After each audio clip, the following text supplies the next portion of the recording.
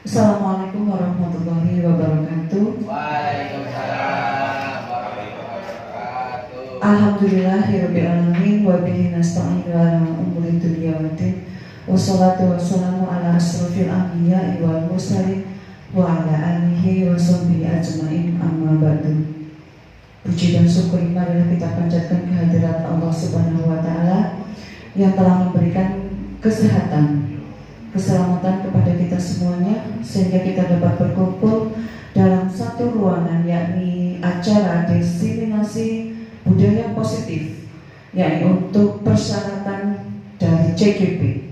Salawat serta salam kita curahkan kepada Habibana wa Nabiyana Muhammad sallallahu alaihi wasallam.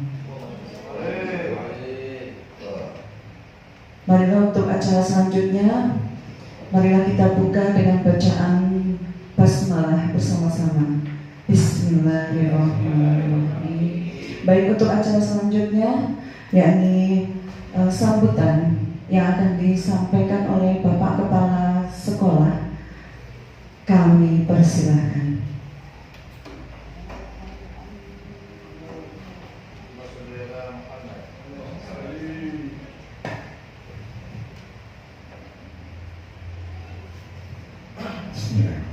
Assalamualaikum warahmatullahi wabarakatuh.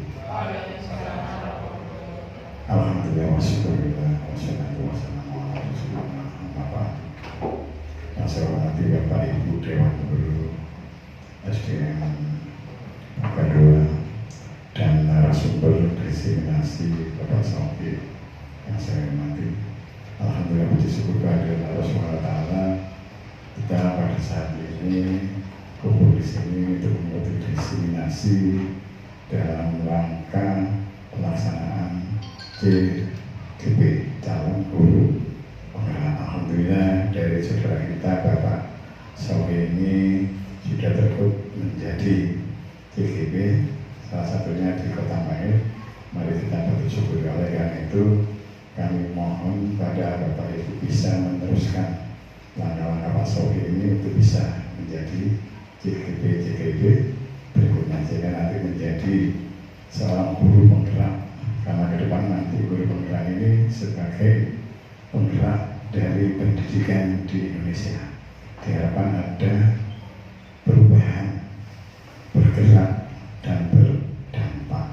Artinya pendidikan di Indonesia ini semakin ke depan, semakin betul-betul maju, semakin canggih, karena memang dunia pendidikan itu dunia yang penuh dengan perubahan. Oleh karena itu, mari kita tahan intinya untuk menuntut ilmu sebanyak-banyaknya. Jika kita terbuka dengan perubahan, insya Allah kita akan diberikan Allah berbagai macam ilmu. Tapi kalau sudah a priori dengan perubahan, menutup diri dengan perubahan, kita menjadi orang-orang yang tertinggal. Oleh karena itu, saya alhamdulillah sekali di SD Bogor ini ada beberapa teman yang sudah masuk menjadi guru penggerak, dan ini ada CGP Bapak Sofi, sehingga nanti diharapkan bisa menggerakkan teman-teman yang ada di Bogor ini, sehingga sekolah kita semakin prestisinya diakui oleh masyarakat, diakui oleh dunia pendidikan sebagai sekolah yang betul-betul solid, menghasilkan siswa-siswa yang didik yang bermutu dan berprestasi.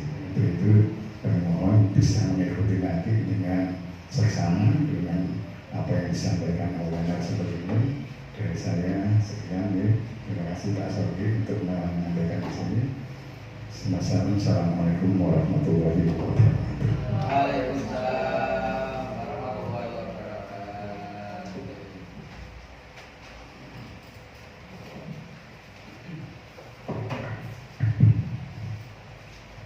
Baik, terima kasih kepada Bapak Kepala Sekolah yang telah memberikan sambutan. Untuk acara yang selanjutnya, yaitu acara diseminasi budaya positif yang akan disampaikan oleh Bapak Ahmad Sauki SPD. Disilakan.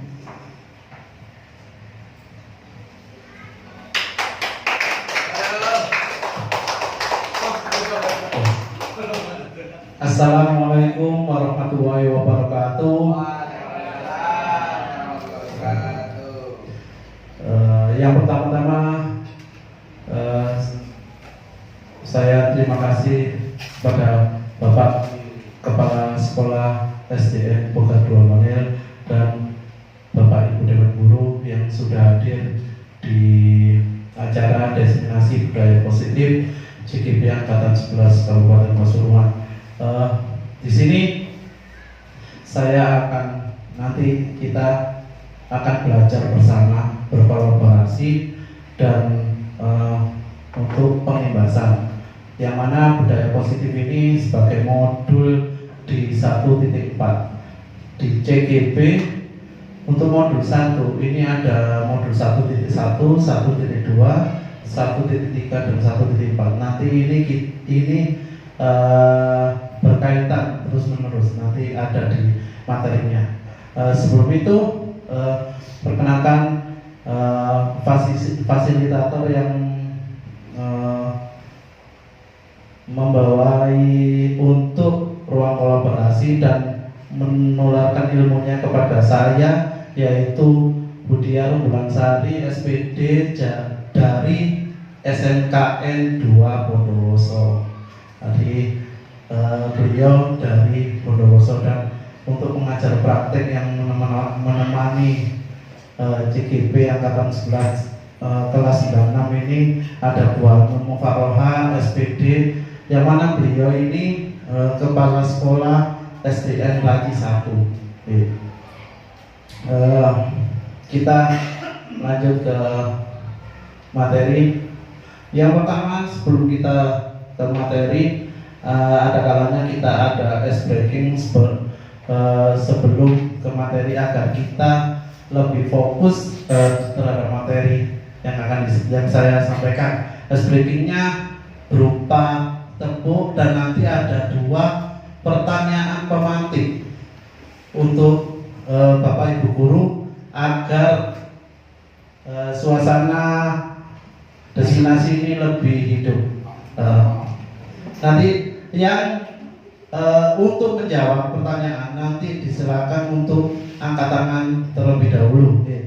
Untuk mengawali ice breaking, yaitu saya punya tepuk, namanya itu tepuk jempol. Jadi nanti untuk Bapak Ibu Guru yang bisa menjawab dengan benar nanti dikasih tepuk jempol. Oke.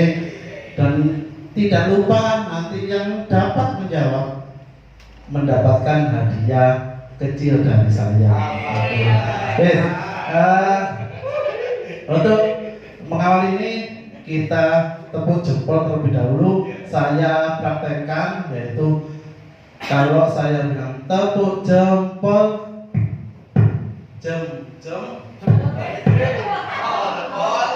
ulang. Dilihat dulu, Bapak Ibu Guru ya, jangan berpikiran negatif, karena kita diseminasinya budaya positif. Jadi jangan berpikiran negatif. Oke, kita lanjut. Tepuk jempol, jempol,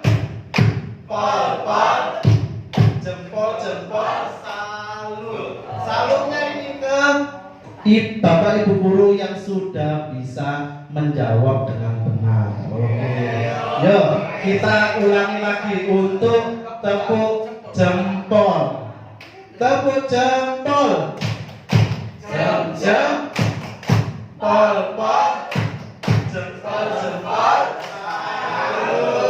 Nah, sekarang kita seumpama Pak Iwan sudah bisa menjawab dengan benar. Nah, kita kasih tepuk jempol kepada Pak Iwan. Tepuk jempol.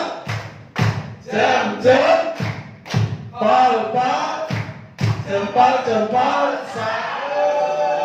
Seperti itu. Nah, untuk setelah itu kita sudah tepuk, dan ada 2 pertanyaan awal untuk mengawali diseminasi hari ini. Pertanyaan yang pertama, diperhatikan, ada Bapak Ibu tahu tangga nada nih? Tangga nada itu ada apa aja? Nah, do, re, mi, fa, sol, la, si, do, nah, dan sebagainya. Terus ini kita aplikasikan ke kehidupan sehari-hari. Soalnya soal cerita, jadi Bapak Ibu guru harap fokus. Oke, sedikit mikir. Nah, pada hari Selasa, Ananda Raka. Nah, pasti mikir sudah mikir. Tenang, jangan tegang terlebih dahulu. Ya. Pada hari Selasa, Ananda Raka sarapan dengan nasi rawon. Pada hari Selasa, Ananda Raka sarapan dengan nasi rawon. Nah, dan pada hari Rabu, Ananda Raka sarapan dengan nasi pecel. Pertanyaannya, pada hari Sabtu, Ananda Raka sarapan pagi dengan apa? Monggo yang bisa menjawab silakan angkat tangan.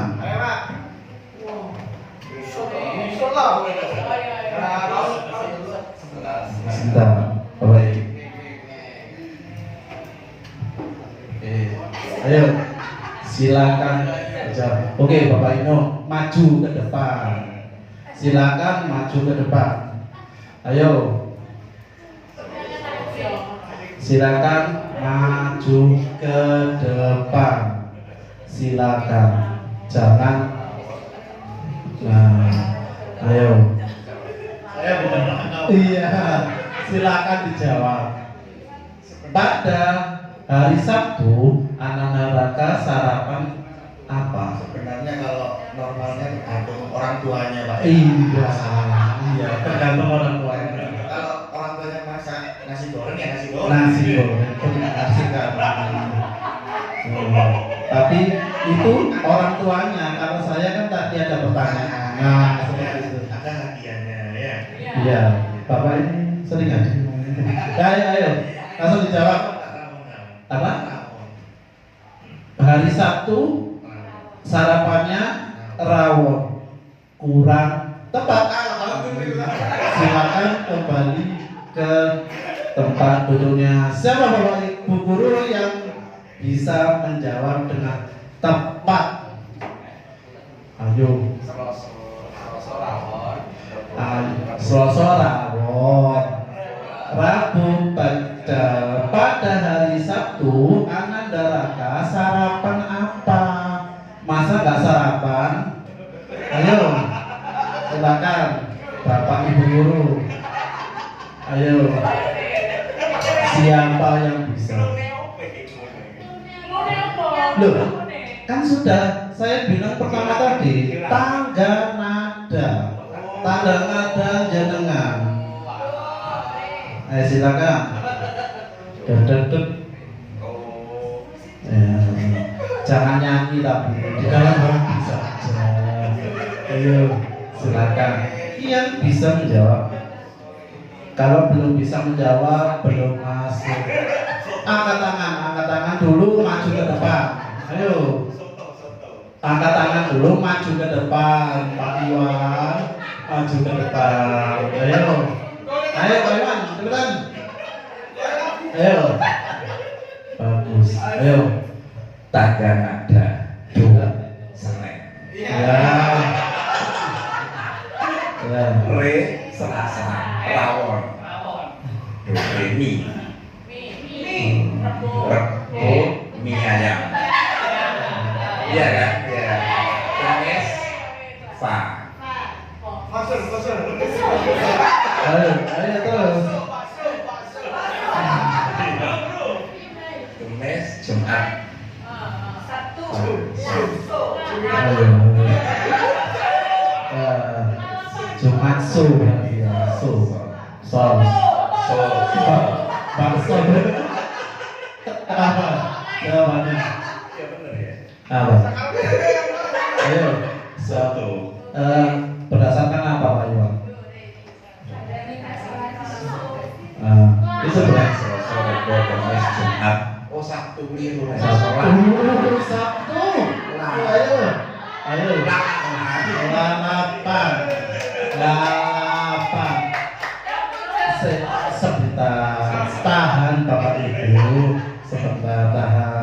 Kan saya mulainya hari Selasa. Jadi jawaban Pak Iwan kurang tepat. Langsung maju ke depan, angkat tangan, maju ke depan. Jangan bicara di tempat duduk, maju ke depan. Ayo. Ayo. Ayo. Ayo maju ke depan. Maju ke depan.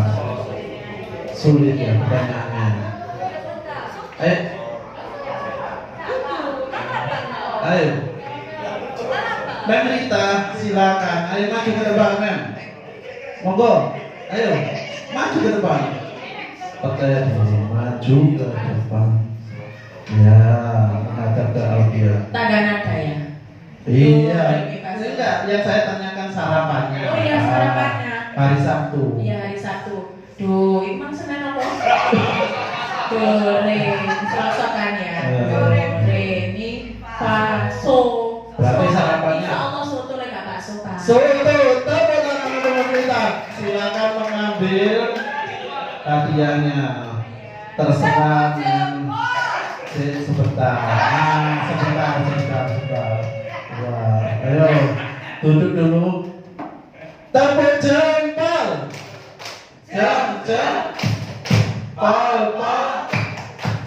Jempol, salut. Oke. Untuk pertanyaan kedua, ini lebih sulit. Bapak Ibu, ini iya, enak pertanyaan terus ya. Ini kata kuncinya ada di buah-buahan ya, Bapak Ibu ya. Buah-buah bermacam-macam. Siapa yang bisa menyebutkan 50 macam buah dalam waktu 7 detik? Silakan. 50 macam buah. Macam ya, macam kan bisa bermacam-macam. Wah, biasanya apa? Nah, sekarang 50 buah macam buah yang berbeda dalam waktu 7 detik. Ayo silakan. Ini, ayo kamu silakan maju. Ini, pemantik seneng ya. Dalam waktu 7 detik. 7 detik aja. Jawabannya langsung ya. Langsung. Jawabannya Ayo. gak usah dihitung Pak. 7 detik Pak. Iya. Rujak. Salad wis kan. Rujak salad. Itu kan buahnya ono apa? Ono nanas. Iya. Ono apel. Sampai gak 50. Gak sampai. Ya, tidak sangat ya.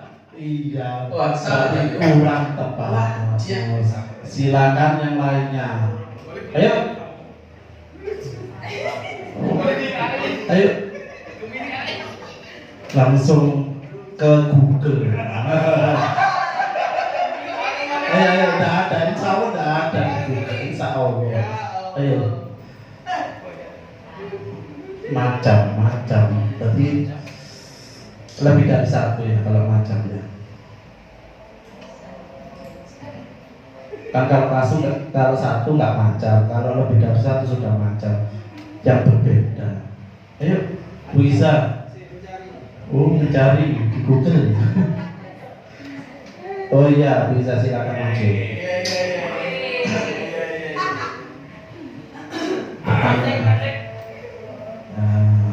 Oke.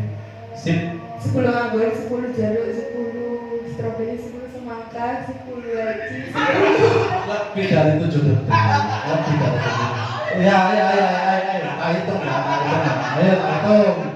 Hitung. Ayo. Iya, hitung dan 7 detik. Iya, lebih dari 1. Ayo. 50 loh, 50. Ayo, 1, 2, 3, 4. Berapa? C, coba. Pokoknya nggak jelas ya suaranya ya. Ayo coba. Coba sekali lagi. Ayo coba. Ada 10 lagi, 10 strawberry, 10 jeruk. Dikepuki ternyata. Berarti belum tepat. Ayo. Kurang sedikit lagi. 50 macam buah. Namanya macam kan lebih dari satu. Ya, Bapak Ibu ya, lebih dari. Oke. Bapak Samsul Hidayat. Ini kayaknya terjawab sudah ini. Saya mencoba ya. Oke, itu ya suasana. Silakan dihitung. Ya. Jawabannya belum. Ya. Iya. Kita jawab nanti di jawab sini ya. Jawabannya adalah 25 anggur, 25 apel. Oke, tepat sekali, Pak Daya. Silakan memilih.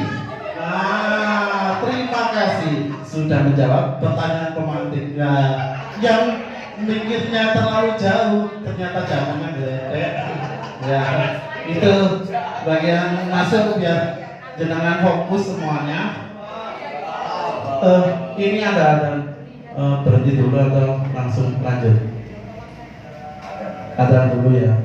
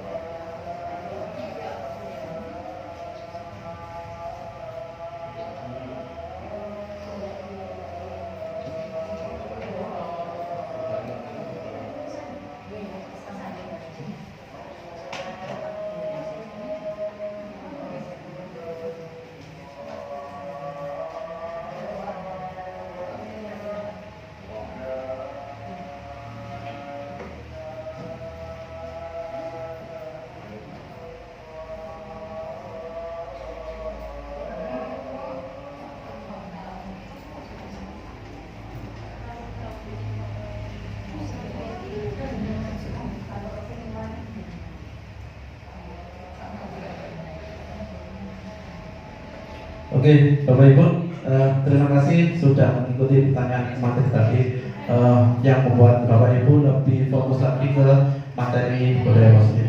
Kita masuk terlebih setelah breaking ke Bapak Ibu, kita awali dengan membuat sebuah keyakinan kelas yang mana jenengan kan sudah bisa membuat keyakinan kelas dan kita tulis nanti apakah keyakinan kelas ini memang sesuai dengan materi yang akan disampaikan ini. Ya, kita buat 3 saja, 3 keyakinan kelas yang menjadi keyakinan jenengan di kelas atau diaplikasikan di kelas. Monggo yang bisa menerapkan keyakinan kelasnya. Bu, ini apa keyakinan kelas dari kelas dengan apa? Kita tulis di sini 3 saja.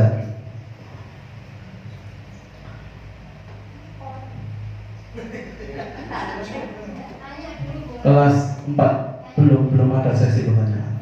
Ayo langsung keyakinan kelas yang ada di kelas, terserah. Kelas 6 selalu bersih.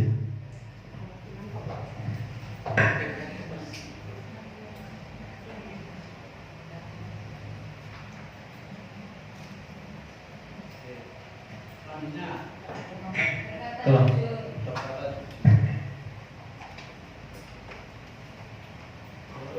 Membuang sampah pada tempatnya.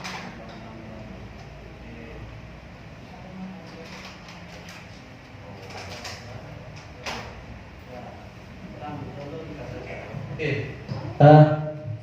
Terima kasih ini sebuah keyakinan jelas. Kita nanti langsung lanjut ke materi selanjutnya.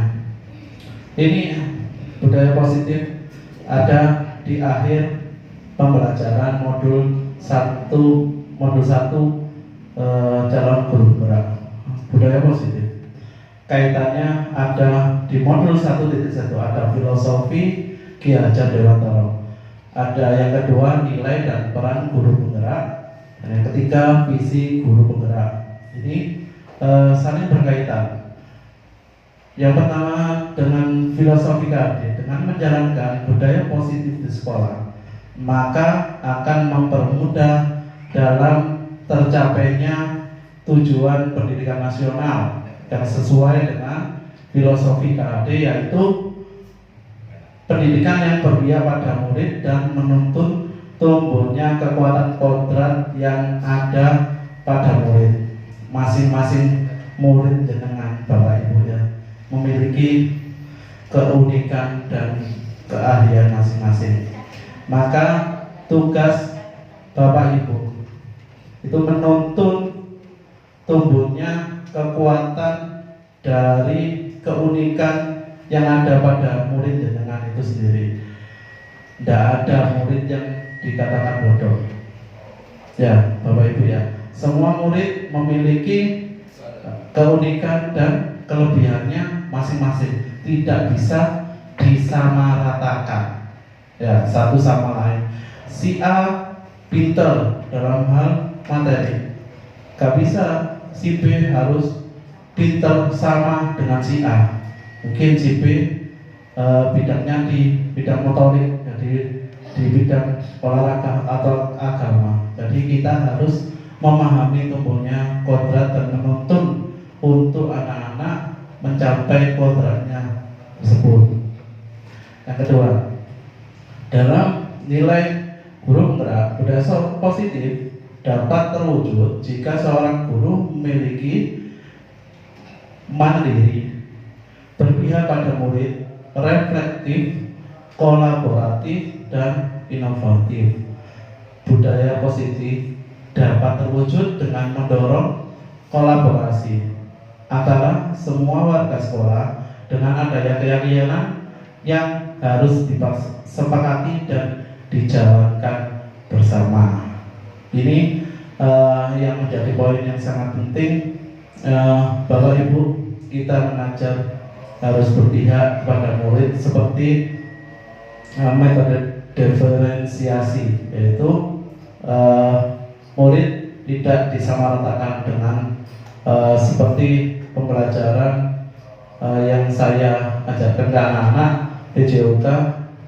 Gak mungkin anak-anak bisa menjalankan atau pembelajaran atletik dengan sempurna semuanya. Pasti ada kelebihannya masing-masing. Mungkin di bidang renang, mungkin di bidang karate, mungkin di bidang futsal dan sebagainya. Seperti halnya guru kelas, ada yang di bidang matematika, tidak boleh disamaratakan, ya Bapak Ibu. Terus dari kedua poin tersebut, ini yang saya tampilkan ini adalah visi saya, visi individu dari saya, karena masing-masing calon guru penggerak harus memiliki visi. Karena di modul visi guru penggerak ini kita dituntut untuk membuat visi dan dengan bagja. Bagja itu alur untuk setelah kita membuat visi dan tindak lanjutnya kepada semua warga sekolah. Bagja itu buat pertanyaan, ambil pelajaran, G-nya gali mimpi, J-nya jabarkan rencana, dan yang kelima atur eksekusinya ke anak-anak. Nah, salah satu perubahan yang diinginkan sesuai dengan visi guru penggerak adalah mewujudkan, ini visi saya bukan visi sekolah nih Bapak Ibu, mewujudkan murid yang bertakwa. Takwa sendiri saya ambil dasarnya anak-anak harus bertakwa ketuhanan yang Maha Esa. Yang pertama, berkarakter, dan ini mempunyai daya saing dalam bidang olahraga untuk menuju merdeka belajar. untuk mewujudkan visi tersebut dengan pembuatan prakarsa perubahan yang sesuai dengan filosofi dan profil pelajar Pancasila. Ini kita mulai masuk ke budaya positif. Seorang yang baik harus memiliki kemampuan dalam mewujudkan budaya positif di sekolah. Perubahan tidak melulu dengan besar. Perubahan kecil di kelas jenengan itu sangat berarti bagi anak-anak. Daripada perubahan yang sangat besar tapi tidak berdampak kepada anak-anak, perubahan kecil sangat dinanti-nantikan anak-anak jenengan yang ada di kelas.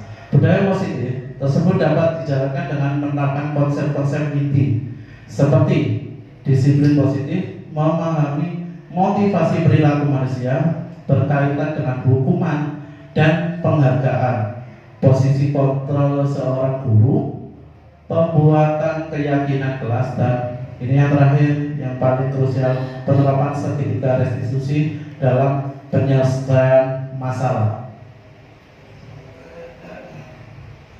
Ini konsep inti kita pada hari ini. Destinasi materinya ada perubahan paradigma belajar, disiplin positif, nilai-nilai kebajikan, kebutuhan dasar manusia, motivasi perilaku manusia, posisi kontrol guru, keyakinan kelas, dan segitiga restitusi. Nanti Bapak Ibu salah satu dari jenengan mempraktekkan bagaimana cara untuk menerapkan segitiga restitusi di kelas jenengan nanti setelah mau selesai.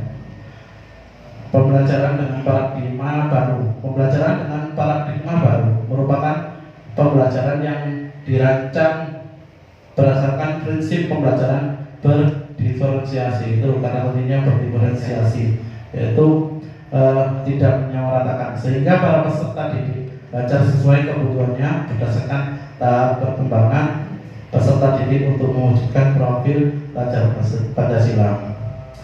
Gak mungkin anak-anak kita samaratakan. Dari CGP ini saya juga banyak belajar Bapak Ibu ya. Setelah sebelumnya saya hanya mengajar anak-anak itu, saya samaratakan dalam hal seperti sepak bola. Saya suruh menendang semua. Wanita yang putri juga saya suruh menendang juga. Nilainya juga saya melihat dari hasil tersebut. Setelah saya mengikuti dari modul 1.1 sampai 1.4, ini saya dapat pencerahan. Ternyata anak-anak ini tetap diberikan hal yang sama, tetapi anak-anak pasti punya keahlian masing-masing. Seperti contohnya pada hal sepak bola, saya contohkan di pembelajaran saya saja. Sepak bola kan ada teknik dasarnya, yaitu menendang, mengumpan, sama kontrol bola. Ya, terus anak-anak diberikan kebebasan untuk mempraktekkan yang mana yang menjadi keahliannya, membuat anak lebih percaya diri. Ya, intinya seperti itu. Terus yang seumpama kalau tidak kurang bisa dalam praktek, bagaimana anak tersebut bisa menyelesaikan tugas yang diberikan Bapak Ibu guru? Ada hal lain, atau membuat poster dari pembelajaran sepak bola, bisa seperti itu. Jadi kita ambilnya dari beberapa nilai, anak ini nilainya ini, anak ini nilainya ini, yang lebih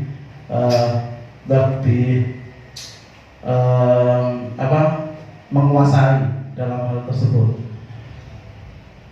Disiplin positif. Cara penerapan disiplin positif yang mengajarkan anak bertanggung jawab dan menumbuhkan kesadaran diri berdasarkan nilai-nilai kebajikan, lebih ke arah disiplin diri yang dapat mengontrol diri dalam melakukan segala tindakan.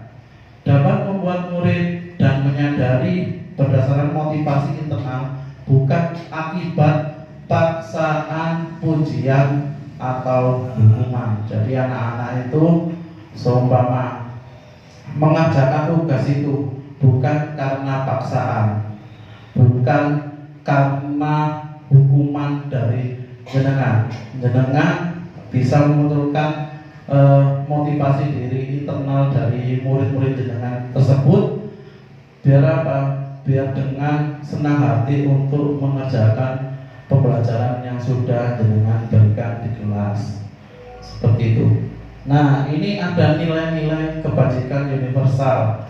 Nilai-nilai tersebut sudah disepakati bersama dari suku, bangsa, agama, bahasa maupun latar belakangnya, sesuai dengan profil pelajar Pancasila, beriman, bertakwa pada Tuhan yang Maha Esa dan berakhlak mulia, berkebinekaan global, dan yang lain-lain.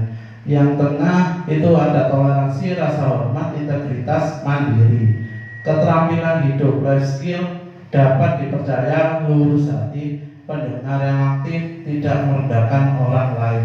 Nah, seperti tadi kita sudah membuat 3 contoh keyakinan kelas.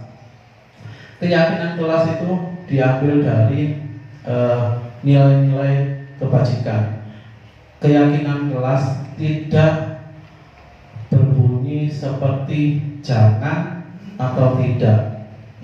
Jadi sesuai dengan nilai-nilai kebajikan, toleransi, rasa hormat. Tadi ada rasa hormat, saling menghormati, terus percaya diri dan komitmen untuk selalu menjaga kebersihan kelas tadi.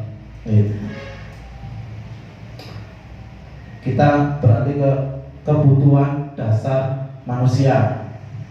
Kita sebagai manusia memiliki kebutuhan dasar adalah segala sesuatu yang kita lakukan untuk mendapatkan apa yang kita inginkan.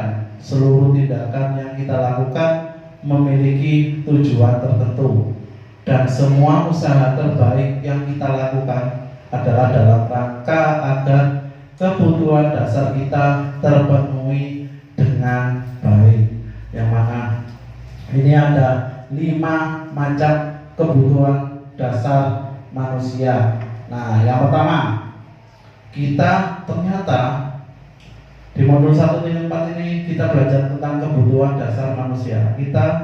Kebutuhan dasar manusia itu ada 5, Bapak Ibu ya.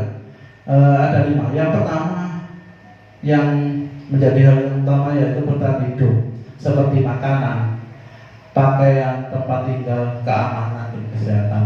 Kita butuh makanan, butuh pakaian, tempat tinggal. Ini seperti kebutuhan primer ya, kebutuhan primer bertahan hidup. Yang kedua, kasih sayang dan rasa diterima.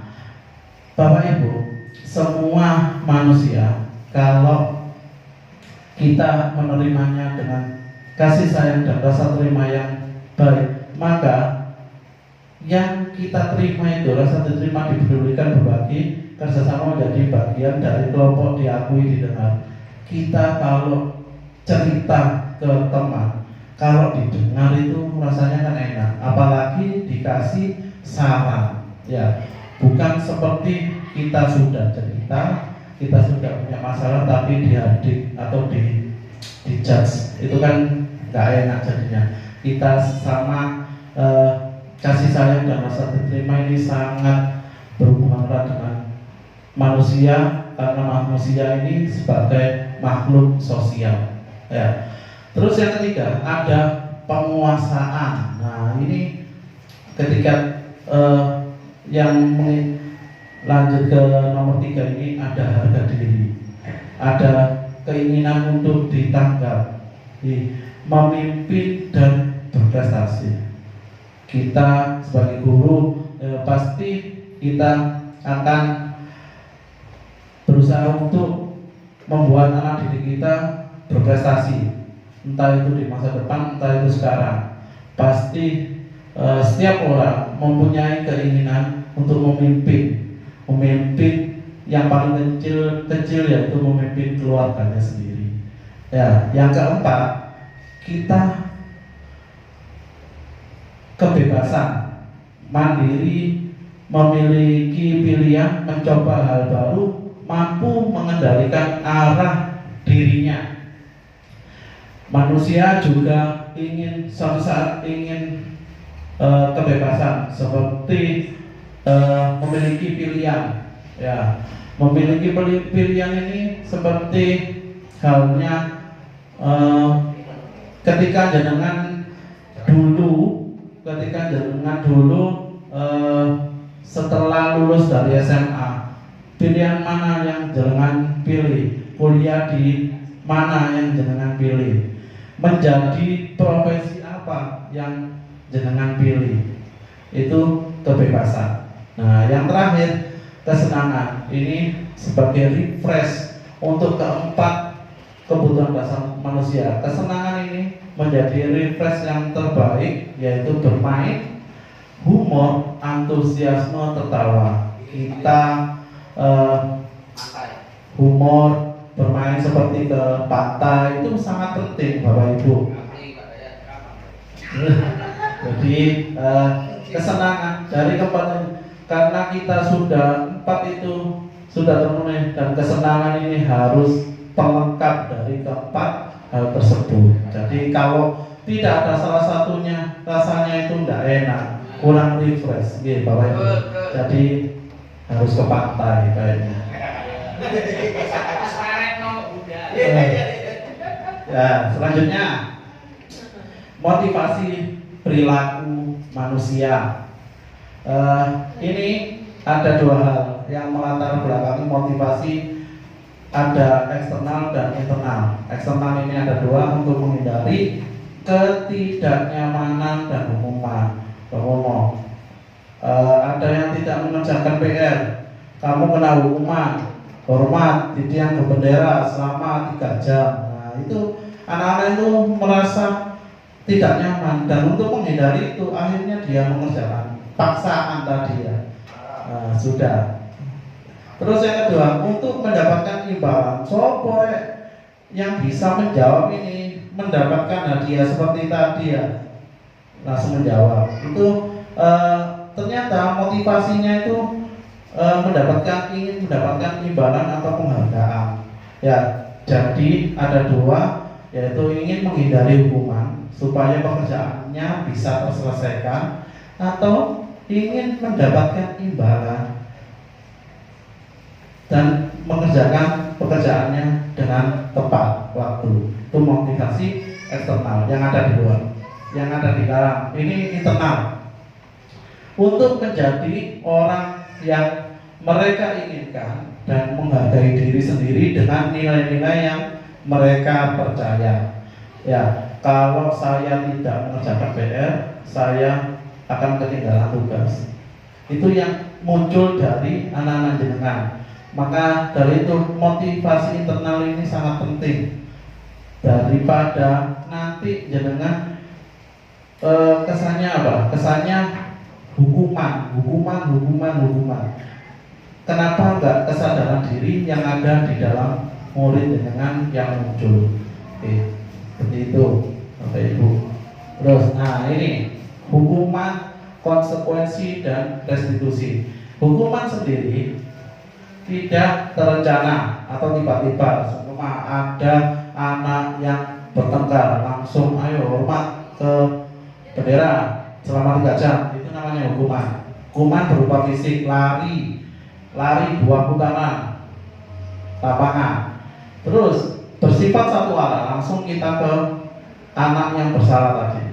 Terus berupa hukuman fisik dan psikis, mengumpat atau memberikan hukuman fisik itu sama dengan hukuman. Konsekuensi itu terencana dan sudah disepakati sesuai peraturan. Siapa yang tidak membersihkan, tidak piket, akan mengganti piketnya di pagi harinya. Itu namanya konsekuensi. Dan anak-anak menyepakati semuanya. Itu sebagai sesuai dengan peraturan. Murid tetap dibuat tidak nyaman, tetap ada sebuah konsekuensi. Jadi seumpama tidak melakukan hal tersebut, murid akan menggantinya di hari yang lain. Jadi itu konsekuensinya. Jika guru selalu memonitor, tadi guru kelas monitor sopo sing gak piket hari ini, besok piket. Ya, jadi selalu memonitor dan selalu mengingatkan. Kita restitusi itu mengembalikan anak-anak ke dalam lingkungannya dengan baik. Proses menciptakan kondisi bagi murid untuk memperbaiki kesalahan.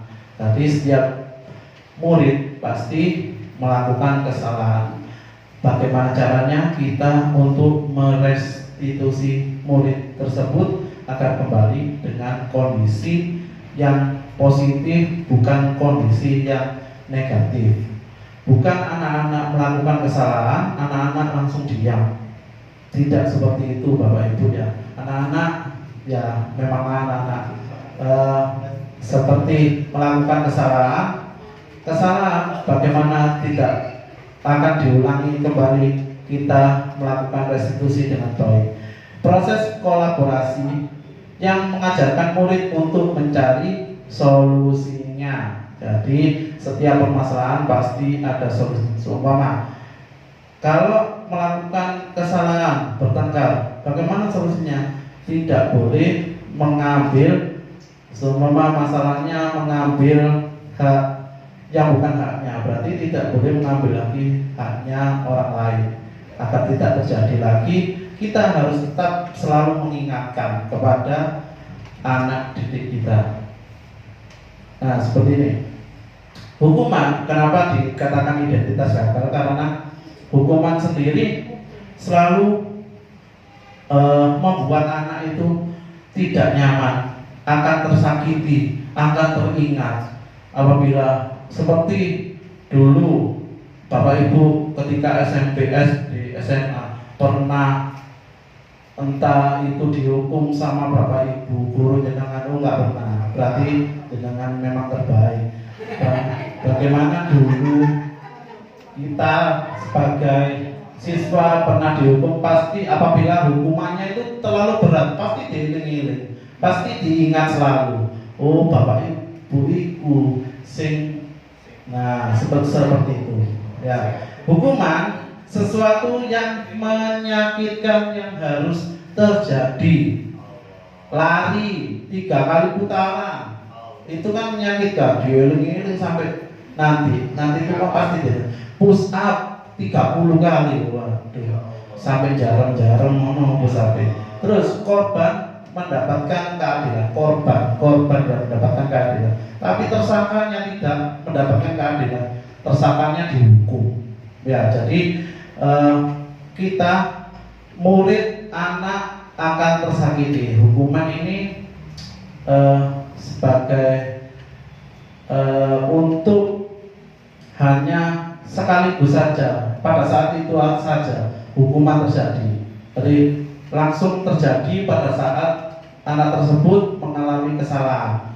Terus identitas sukses disiplin ini ada konsekuensi, karena konsekuensi sudah disepakati ketika jenengan di kelas.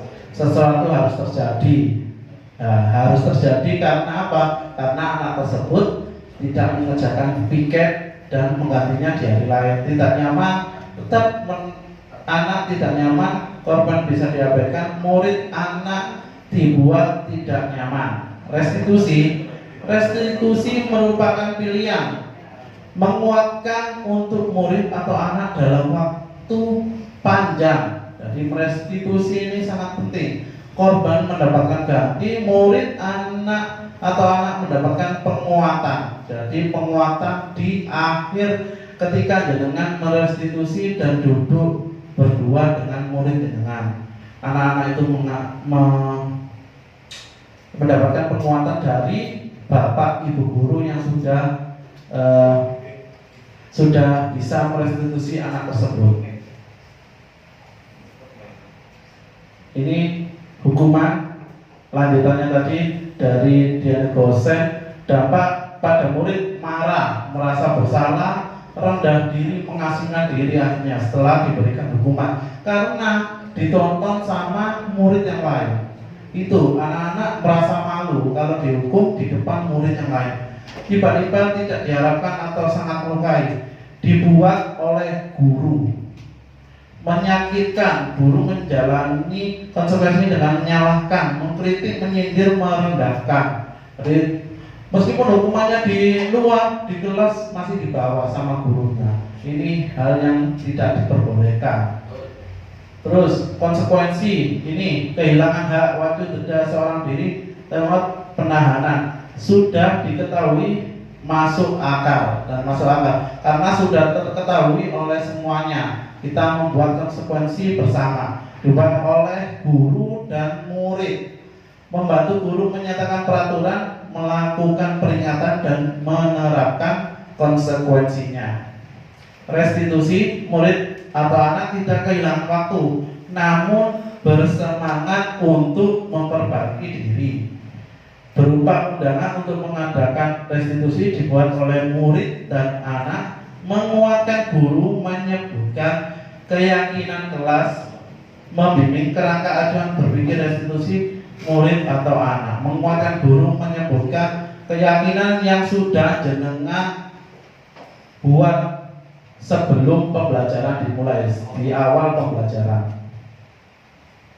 Nah, ini contoh dari tindakan guru, hukuman atau restitusi. Mencatat 100 kali di dalam buku kalimat saya tidak akan terlambat lagi karena terlambat ke sekolah. Kan ini langsung otomatis, tidak terencana. Jadi langsung kamu menulis 100 kali, itu kan langsung jadi hukuman. Lari mengelilingi lapangan basket 2 kali karena terlambat hadir di sekolah, itu kan langsung spontanitas, ngomong Melayu dan dilihat sama yang lain, membuat anak merasa malu. Membersihkan coretan yang dibuatnya di meja tulis, ini konsekuensi. Karena apa? Selalu menjaga kebersihan kelas. Jadi kembali lagi ke keyakinan kelas kita masing-masing, selalu menjaga kebersihan kelas, dan kalau ada yang coret-coret harus dibersihkan sendiri. Itu merupakan konsekuensi dan tidak berupa hukuman dan tidak berupa fisik ke anak-anak. Murid diminta push up. Nah, push up sendiri kan hukuman fisik. Jadi ini termasuk hukuman. Menggantikan kertas tugas teman yang telah dicoret-coret, ini konsekuensi karena di dalam keyakinan kelas pasti ada tertulis tertib. Tertib artinya tidak saling menghargai antar teman. Jadi kalau ada tugas teman dicoret-coret pasti harus konsekuensinya mengganti. Terus berjemur di lapangan basket pukul 12 siang karena mengobrol dengan teman, itu otomatis guru langsung ketika pembelajaran ada yang ngobrol langsung disuruh keluar langsung ke lapangan basket jam 12 siang berupa fisik. Ini merupakan hukuman. Terus murid diminta bertelanjang kaki sepanjang hari karena tidak menggunakan sepatu warna hitam sesuai peraturan. Ini bisa dikatakan konsekuensi, bisa dikatakan hukuman, tapi saya menilainya berdasarkan sudut pandang saya, ini merupakan hukuman karena berupa fisik. Meskipun anak tersebut tidak menggunakan warna hitam, kenapa tidak diterapkan restitusi saja atau konsekuensinya yang lain? Kenapa langsung disuruh untuk telanjang kaki sepanjang hari? Dan itu pasti dilihat oleh temannya, dan itu akan membuat anak tersebut tidak percaya diri di kelas. Seperti itu. Nah, kita masuk ke posisi kontrol seorang guru. Ada guru itu sebagai penghukum, ada guru itu sebagai teman, ada guru pembuat merasa bersalah, posisinya pemantau, dan yang terakhir manajer. Contoh penerapan 5 posisi kontrol. Kasusnya ada kasus, ini saya contohkan kasus siswa tidak memakai atribut lengkap saat upacara bendera. Kalau posisi gurunya sebagai penghukum, pasti langsung menghukum murid tersebut. Hormat pada bendera selama 1 jam. Betul nopo mboten, Ibu? Kalau seumpama posisinya sebagai penghukum, kita sebagai penghukum pasti bernada keras, bernada tegas, dan langsung menunjuk ke satu arah. Hormat pada bendera selama 1 jam. Ini hukuman fisik. Terus di sini tidak ada nih Bapak Ibu seperti ini. Terus pembuat merasa bersalah. Akhirnya anak-anak ini ditanyakan berapa kali Bapak Ibu harus memberitahu kamu seperti ini, nada-nada untuk pembuat merasa bersalah. Anak-anak dibuat merasa bersalah, merasa perbuatannya itu salah. Jadi seperti itu kalimatnya. Kamu selalu saja mengecewakan Bapak Ibu guru ketika tidak mengerjakan tugas. Diingat-ingat sendiri apakah Bapak Ibu pernah melakukan tersebut. Yang ketiga, sebagai teman. Sebagai teman ini friendly artinya kita sebagai guru tetap ini karakternya bernada lembut untuk guru yang sebagai teman. Kata-katanya, ayo dong ikuti aturan sekolah, tolong bantu Bapak Ibu ya sekali ini. Ya sudah, tidak apa-apa. Jadi ini bahasa-bahasa teman yang diterangkan ini. Terus untuk pemantau ini kamu sudah melanggar peraturan sekolah. Kamu tahu konsekuensinya. Setelah upacara kamu beli atributnya ke koperasi dan jangan diulangi lagi. Nah ini sebagai pemantau. Kalau jangan pernah melakukan ini berarti saya sebagai pemantau. Dan yang terakhir ini adalah sebagai manajer. Apakah kamu tahu kesalahanmu? Kira-kira bagaimana kamu memperbaiki kesalahanmu? Dan ini manajer ini kita menjelaskan kesalahan murid tersebut, menanyakan kesalahannya apa dan apa yang harus diperbaiki dari kesalahan tersebut. Nah, untuk Bapak Ibu guru dari 5 posisi kontrol tadi, saya memilih untuk Bapak Ibu guru sebagai manajer. Karena apa? Guru berbuat sesuatu bersama murid, mempersilahkan murid mempertanggungjawabkan perilakunya dan mendukung murid agar dapat menemukan solusi atas permasalahannya sendiri. Posisi manajer mengacu pada restitusi yang dapat menjadikan murid sebagai manajer bagi dirinya sendiri sehingga tercipta identitas positif atau berhasil pada diri murid. Langsung ke keyakinan kelas. Guru berperan dalam mewujudkan terbentuknya keyakinan kelas dengan adanya kesepakatan antara guru dan wali murid dan murid. Ini 2 faktor ini untuk membuat keyakinan kelas. Yang kedua, keyakinan kelas berupa pernyataan universal yang tadi ya, ada saling hormat, ada toleransi. Itu pernyataan universal yang mudah diingat, dipahami dan harus diterapkan dalam lingkungan sekolah. Keyakinan kelas tidak berupa kata-kata tidak atau jangan. Pembentukan keyakinan kelas bersifat berupa pernyataan universal dibuat dalam pernyataan positif agar mudah diingat, sesuai dengan kondisi kelas dan sekolah sehingga mudah diterapkan. Semua warga sekolah atau warga kelas dilibatkan saat membuat keyakinan kelas. Contoh keyakinan kelas ini ada hormat. Kami meyakini bahwa sangat penting untuk menghormati semua orang dan barang milik orang lain. Bekerja, kami meyakini bahwa sangat penting untuk mengerjakan segala pekerjaan atau mengikuti kegiatan yang telah ditugaskan, diterima dan dimiliki. Kami meyakini bahwa sangat penting untuk merasa diterima pada suatu kelompok dan saling peduli satu dengan yang lain. Ini contoh dari keyakinan kelas, sifatnya universal, hormat, bekerja dan diterima, adalah ditoleransi, tidak ada kata-kata jangan dan tidak ada kata-kata tidak di dalam keyakinan kelas.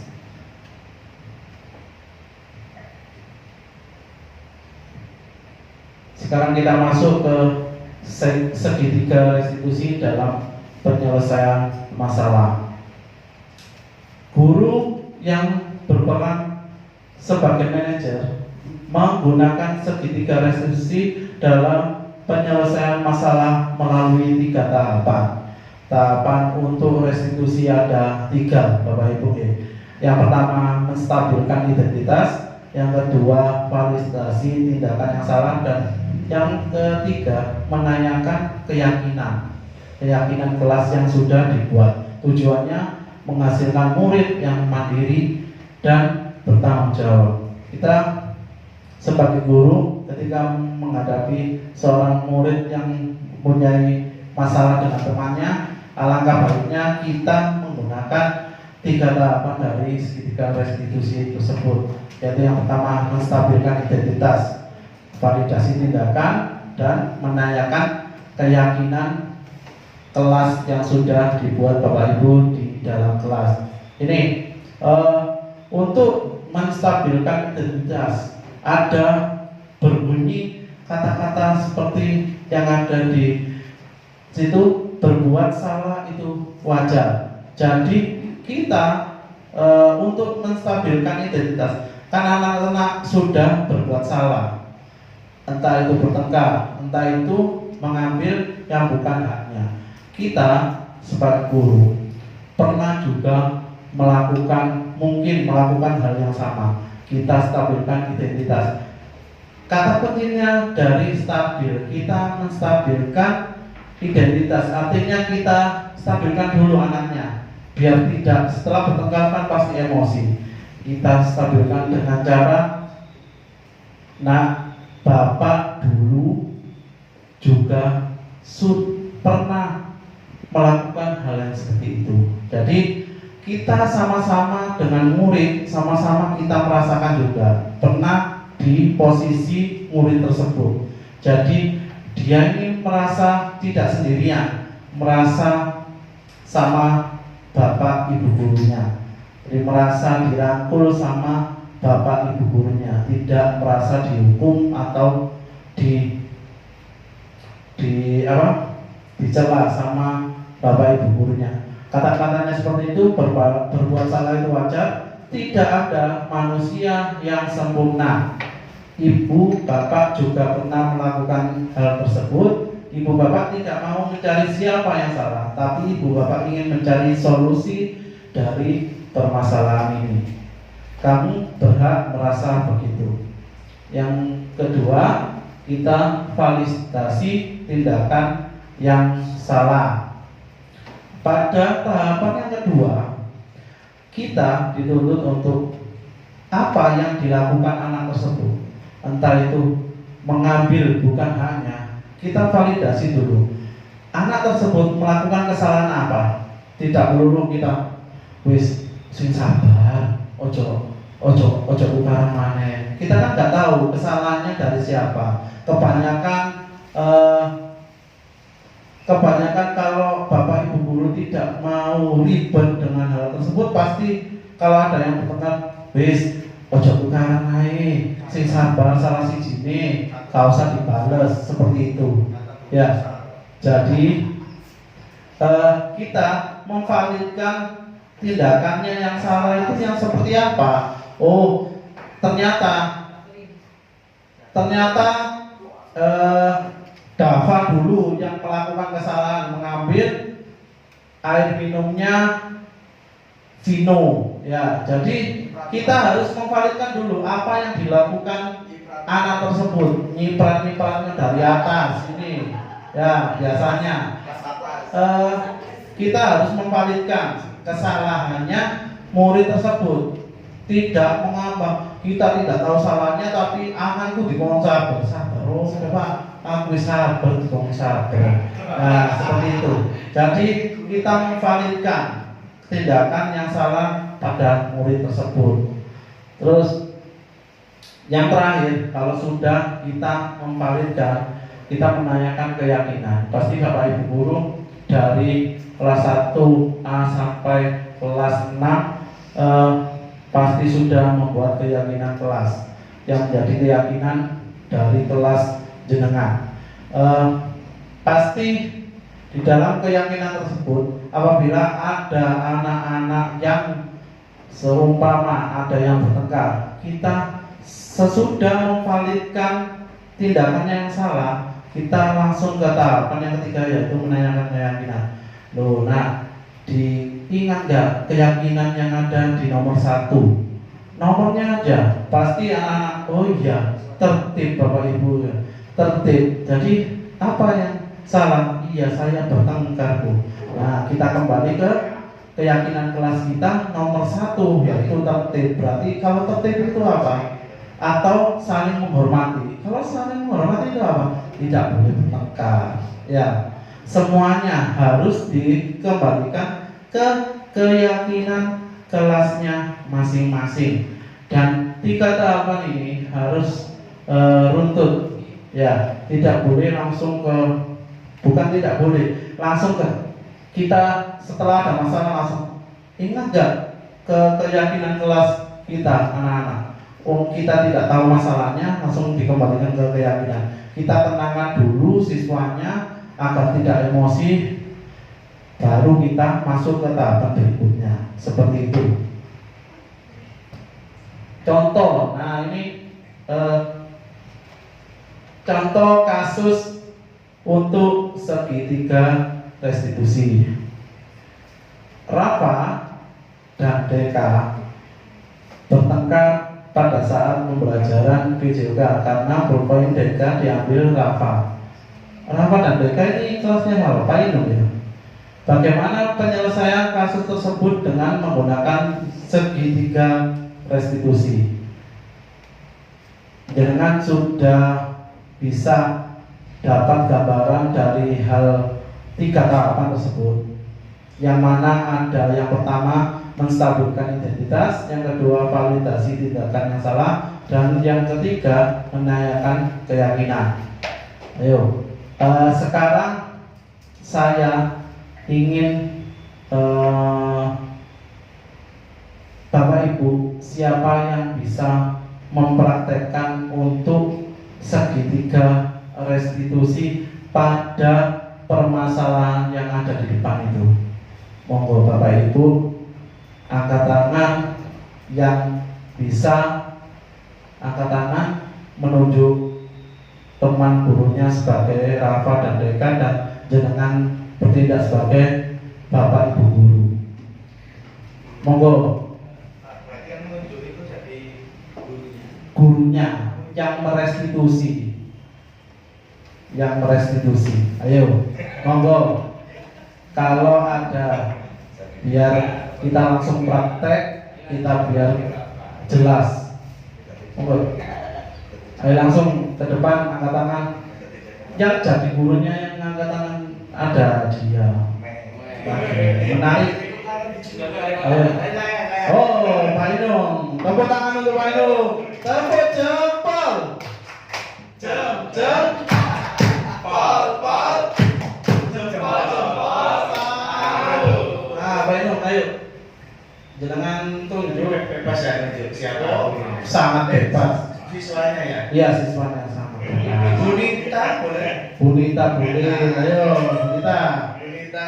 Ya. Sih Pak Marja. Ayo. Bunita. Bunita, ayo. Pakai siapa? Rafa. Iya sih. Iya.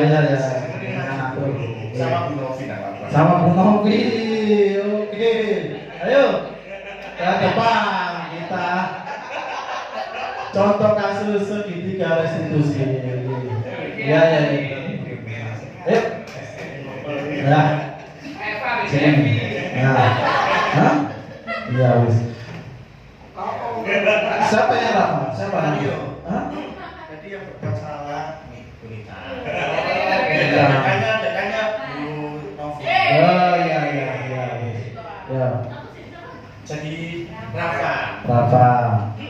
pendidikannya Novi. Nah ini jenengan bertengkar dua-duanya ilah-ilahan apa. Ayo terus datang waktu baik. Monggo Pak Inung, monggo gitu kan.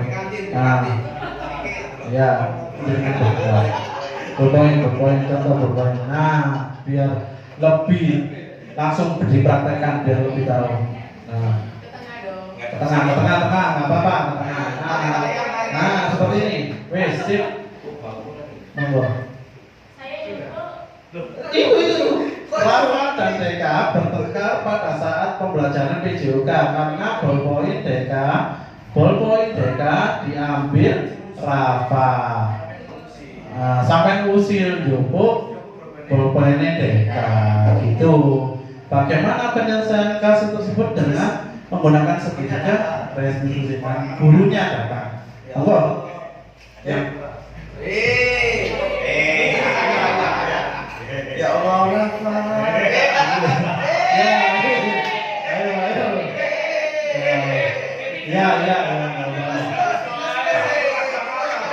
Monggo. Ini praktek segitiga restitusi. Hanya praktek saja. Praktek saja. Rafa. Ya. Ada. Ada ngomong dari ini. Ini Rafa. Ya Rafa. Ya sama Rafa ini selalu saja waktu PJOK-nya Pak Sofi selalu bertengkar. Ada apa ini? Ini Pak, Rafa ambil pensil saya. Itu diambil aja gitu. Begitu Rafa.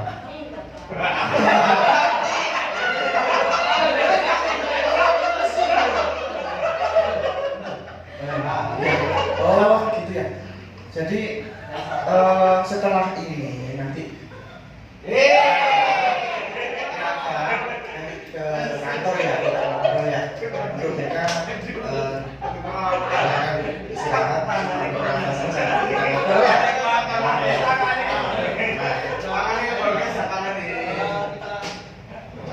Ke tahapan 1. Bahasa dulu tuh Pak Guru. Berdiri aja. Enggak apa-apa berdiri. Iya. Stamina. Ya. Monggo.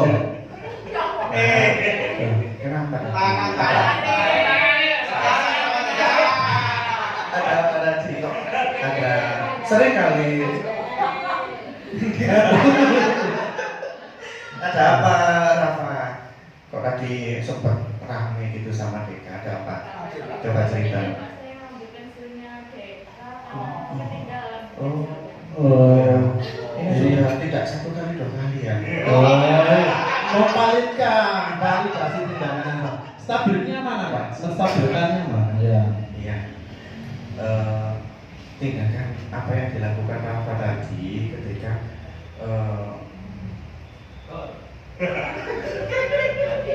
mau bilang saya juga pernah tapi belum pernah. Iya. Tapi nggak apa-apa untuk lebih percaya diri. Pak Saufi dulu juga seperti itu. Jadi kita itu wajar. Kalau punya kesalahan itu wajar. Tapi ayo kita berusaha tidak mengulanginya seperti itu. Jadi Rafa itu tidak perlu mengecilkan hatinya, tidak perlu. Jadi wajar apalagi anak seusia Rafa. Menstabilkan integritas. Terus lanjut. Validasi tindakannya. Nah, kira-kira apa lagi? Kira-kira apa lagi? Aku semakin menjauh.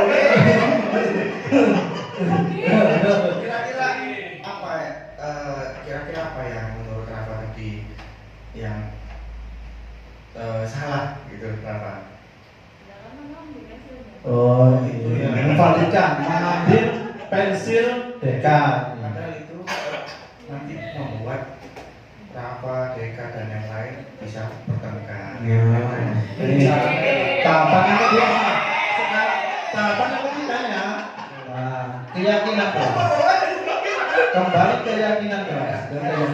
Kita kan sebelum masuk tahun ajaran itu kita membuat kesepakatan kelas, keyakinan kelas, masih ingat nggak? Nggak perlu takut sama yang lain. Sama bapak saja ya. Sama bapak saja. Bapak. Ya. Jadi masih ingat kan keyakinan kelas, kesepakatan kelas ya. Apa keyakinan kelas yang dulu kita buat bersama-sama? Apa? Ingat ya, saling menghargai. Ya, Sesama keyakinan kelasnya saling Setelah menghargai. itu nanti disebut apa kelas sendiri. Ya, sudah. Terima kasih Pak Inung dan Bu Nita. Ini sebagai Pak Inung ini ada untuk yang mempraktekkan. Ada dia yang mempraktekkan. Yang mana? Narafa nanti saja. Oke, nah seperti itu. Bapak Ibu tadi sudah dipraktekkan untuk segitiga restitusi yang mana yang pertama menstabilkan identitas. Jadi ketika tadi Rafa dan Deka sempat bertengkar, Pak Inung tadi menstabilkan identitasnya dengan mengatakan hal yang wajar. Bapak Saukit juga pernah melakukannya. Nah itu sama saja menstabilkan identitas. Jadi merasa dia tidak sendirian. Oh, Pak Guru pernah melakukan ternyata seperti itu. Jadi menguatkan dirinya. Yang kedua, validasi tindakannya. Ternyata Rafa sing jupuk yang ngambil ballpointnya Deka itu Rafa. Berarti memvalidkan kalau Rafa ini mengambil ballpointnya Deka. Dan yang tiga tadi menanyakan keyakinan, yaitu keyakinannya di kelas Pak Inung tadi saling menghargai. Kembali lagi ke keyakinan kelas tersebut. Nah, untuk penutup dari budaya positif hari ini, yaitu dalam penerapan program budaya positif, hendaknya guru memiliki standar kepribadian profesional dan sosial yang baik, di mana guru mampu merefleksikan dirinya dalam posisi kontrol saat ini, bagaimana perjalanan dirinya sebagai among atau penuntun atau manajer yang menuntun murid-muridnya menjadi insan yang mandiri, merdeka, dan bertanggung jawab. Menuntun ini seperti filosofinya Ki Hajar Dewantara. Itu penutup dari desiminasi budaya positif. Apabila Bapak Ibu ada pertanyaan, saya buka satu pertanyaan dahulu. Monggo yang ingin bertanya tentang budaya positif, kalau bisa saya pasti menjawabnya. Monggo yang mau bertanya. Yang bertanya ada satu hadiah terakhir. Monggo Bapak Ibu yang mau tanya tentang budaya positif tadi.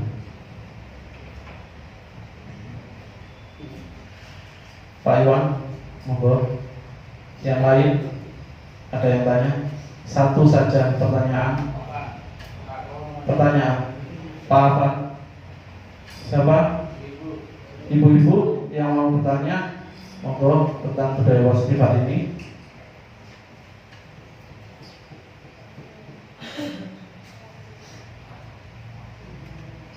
Perwakilan nggak apa-apa, perwakilan. Oh iya Pak.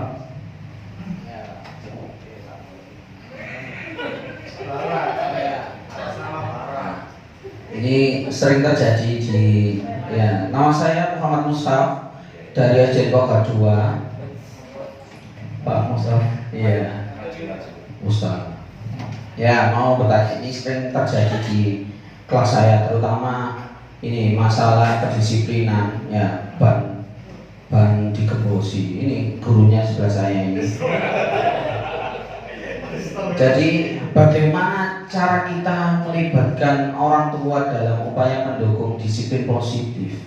Karena selama ini mungkin kalau sama saya saja itu kurang maksimal. Ya, jadi barangkali barangkali diikutkan orang tua. Kira-kira bagaimana caranya? Baik, terima kasih atas pertanyaannya. Yang pertama itu tentang ban digembosi, ya. Itu kembali lagi kita sebagai guru, kita bukan sebagai pembuku untuk anak didik kita, bukan karena asalnya parkir tidak tertib akhirnya dihukum. Apa-apa dihukum, akhirnya membuat dampak langsung kepada anak didik kita. Jadi anak didik kita tidak percaya diri dan pasti malu, umumnya digembosi, ya. Karena mungkin anak-anak seusia SD kita harus berperan aktif terus untuk mengingatkan anak-anak apabila parkir tidak rapi. Kita harus selalu mengingatkan. Kita sebagai manajer seperti tadi, kita harus bisa menstabilkan anak-anak tersebut dengan restitusi. Ya, apabila parkirnya tidak rapi, kita ingatkan kembali ke keyakinan kelas yang ada di kelas kita harus tertib. Tertib itu di dalam maupun di luar harus diterapkan. Seperti itu. Untuk penerapannya kepada wali murid, agar wali murid ikut berperan aktif dalam disiplin positif. Pada saat ini menurut saya, pada saat anak-anak menerima rapor, alangkah baiknya Bapak Ibu guru selalu mengingatkan secara langsung kepada Bapak Ibu wali murid tentang terutama budaya positif bukan hal yang di sekolah saja, tapi di rumah ketika sholat itu harus berperan aktif orang tua tersebut, dan kita selalu mengingatkan sebagai Bapak Ibu guru di sekolah. Ketika anak-anak tidak masuk sekolah, kita harus terus menjalin komunikasi, kolaborasi dengan wali murid ketika anak tersebut memiliki permasalahan di sekolah kita. Seperti itu Bapak Ibu. Terus alangkah baiknya setiap memulai pembelajaran seperti kemarin pada saat tahun ajaran, kita berkumpul dengan paguyuban wali murid di masing-masing kelas dan kita membicarakan tentang budaya positif. Kita menyinggung budaya positif yang ada di sekolah kita. Ada sholat berjamaah, apabila anak-anak tidak mengikutinya pasti ada konsekuensinya seperti apa. Kita terapkan seperti itu dan kita komunikasikan kepada wali murid agar wali murid juga berperan aktif ketika anak-anak tersebut berada di rumahnya masing-masing. Dan ketika di sekolah, kita yang bertanggung jawab untuk memonitor anak tersebut supaya menerapkan budaya positif seperti membuang sampah tidak sembarangan, tidak asal lempar, ketika makan sudah selesai dilempar langsung. Kita selalu memonitor, selalu mengingatkan, tidak bosan-bosannya mengingatkan tanpa dengan hukuman. Seperti tadi, parkir sembarangan, digembosi itu kan berdampak langsung kepada anak-anak. Bukan merupakan efek jerah, tapi anak-anak tersebut akan males sekolah. Ya, seperti itu. Tidak bersemangat untuk sekolah karena apa? Nanti di sekolah pasti kena hukuman. Omongannya anak-anak yang motorik ini, anak-anak yang kinestetik tidak bisa diam. Ini sangat tidak nyaman berada di sekolah kalau terus-terusan wong dhewe guys meneng kinestetik kan selalu bergerak aktif. Jadi anak-anak kalau aktif ini dihukum aktif, akhirnya apa? Mematikan kodratnya anak, tidak sesuai dengan filosofi Ki Hajar Dewantara. Seperti itu Bapak Ibu. Bagaimana Pak Musaf? Ya, sudah. Terima kasih. Ini hadiahnya buat anak terakhir. Nah, ya. Sudah.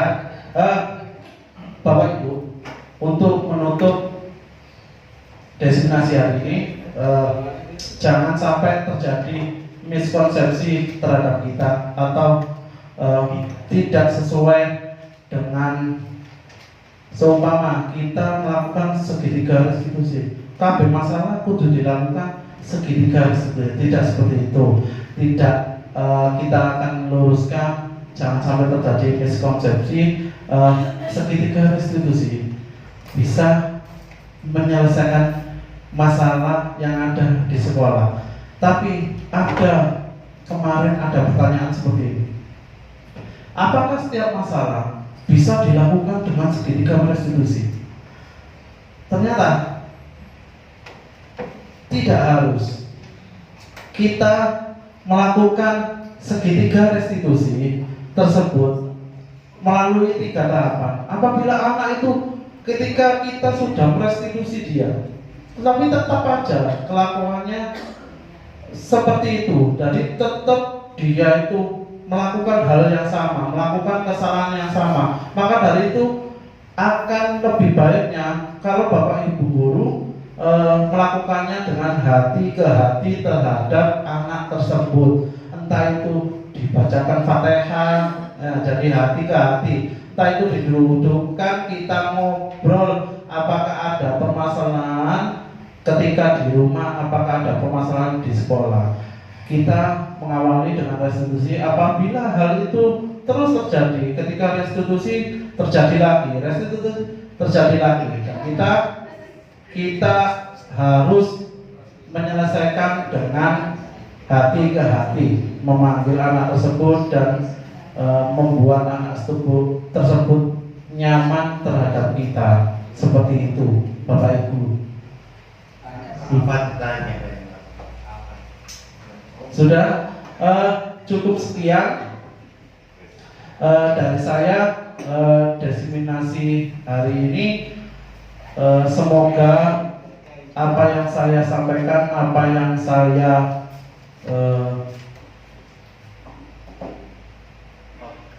bicarakan di depan ini tidak menggurui jenengan, tapi kita sama-sama berkolaborasi, sama-sama belajar untuk menjadi yang terbaik bagi anak didik kita di masa sekarang maupun masa depan. Sebelum kita tutup, marilah kita berdoa. Doa dipimpin oleh Bapak Kepala Sekolah SDN Boga 2, Bapak Sumarjo. Monggo dipersilakan. Alhamdulillah.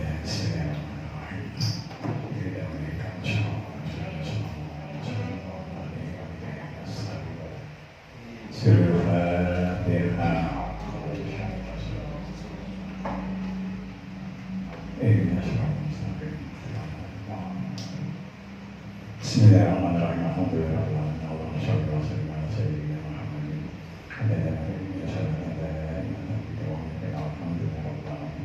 Allahumma shalli ala sayyidina